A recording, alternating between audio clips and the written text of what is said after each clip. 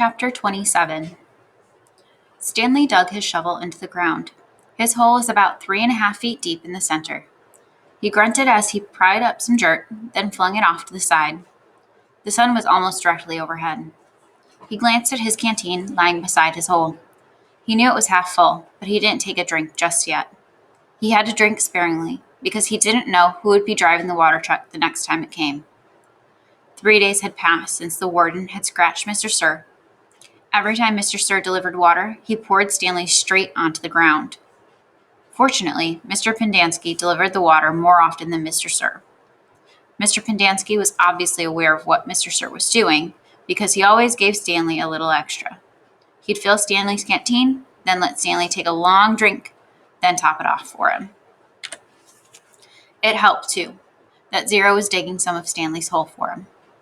Although, as Stanley had expected, the other boys didn't like to see Stanley sitting around while they were working. They'd say things like, "Who died and made you king?" Or, "It must be nice to have your own personal slave." When he tried pointing out that he was the one who took the blame for the sunflower seeds, the other boys said it was his fault because he was the one who spilled them. "I risked my life for those seeds," Magnet had said, "and all I got was one lousy handful." Stanley had also tried to explain that he needed to save his energy so he could teach Zero how to read, but the other boys just mocked him. "Same old story, ain't it, Armpit?" X-Ray had said. "The white boy sits around while the black boy does all the work. Ain't that right, caveman?" "No, that's not right," Stanley replied. "No, it ain't," X-Ray agreed. "It ain't right at all." Stanley dug another shovel full of dirt. He knew X-Ray wouldn't have been talking like that if he was the one teaching Zero to read. Then X-Ray would be talking about how important it was that he got his rest, right? So he could be a better teacher, right? And that was true. He did need to save his strength so he could be a better teacher, although Zero was a quick learner. Sometimes, in fact, Stanley hoped the warden was watching them with her secret cameras and microphones, so she'd know that Zero wasn't as stupid as everyone thought. From across the lake, he could see the approaching dust cloud. He took a drink from his canteen, then waited to see who was driving the truck. The swelling on Mr. Sir's face had gone down, but it was still a little puffy. There had been 3 scratch marks down his cheek.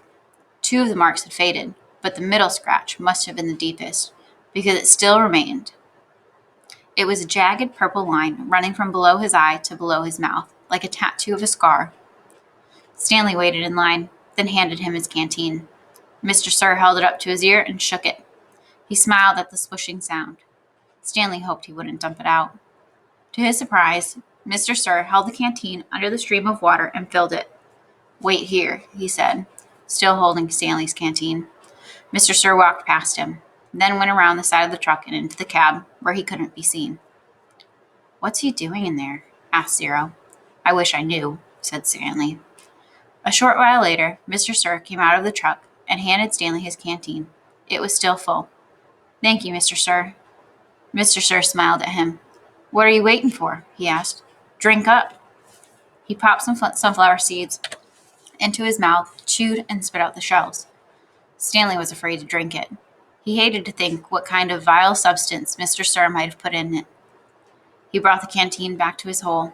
For a long time, he left it beside his hole as he continued to dig. Then, when he was thirsty, that he could hardly stand it anymore, he unscrewed the cap, turned the canteen over, and poured it all out onto the dirt.